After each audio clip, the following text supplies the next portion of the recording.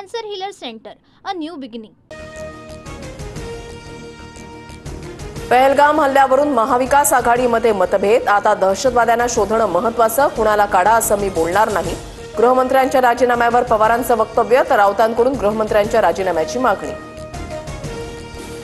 पवारांच्या धर्मावरच्या वक्तव्यावरून वाद. पहलगाममध्ये धर्म विचारून मारलं का, याबाबतचं सत्य माहिती नाही. शरद पवारांचं वक्तव्य, तर ज्यांचे नातेवाईक मारले गेले आहेत त्यांनी काय सांगितले ते ऐका. फडणवीसांचा पवारांना सवाल. पहलगाम हल्ल्यानंतर काहीतरी मोठं घडणार असल्याचे संकेत. उत्तर काश्मीरमध्ये भारतीय राफेल विमानांच्या रात्रभर गिरट्या. लष्कर प्रमुखांकडूनही नियंत्रण रेषेवरील परिस्थितीचा आढावा.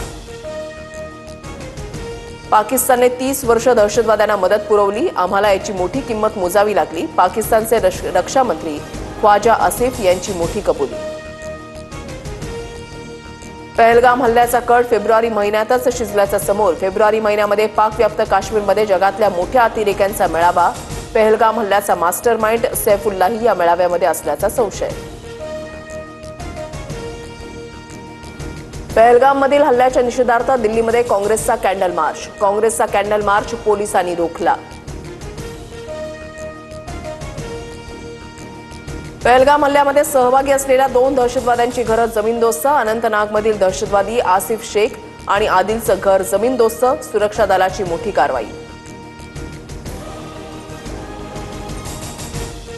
ठाकरेंची शिवसेना देशाचा इतिहास विसरली याचं दुःख. दहशतवादी हल्ला झालेला असताना ठाकरेंच्या शिवसेनेकडून मूर्खासारखी वक्तव्य.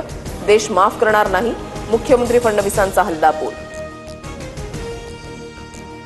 सिंधू पाणी करारासंदर्भात महत्त्वाची बैठक. गृहमंत्री अमित शहांच्या निवासस्थानी बैठक. पाकिस्तानला एक थेंबही पाणी मिळणार नाही, जलशक्ती मंत्री CR पाटील यांचं वक्तव्य.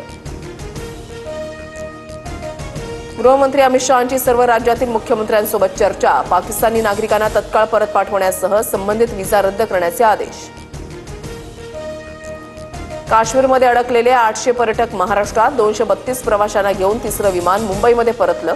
मुख्यमंत्री फडणवीसांचे प्रयत्न, तर पाकिस्तानी नागरिकांना परत पाठवण्याची कारवाई युद्धस्तरावर सुरू असल्याची माहिती.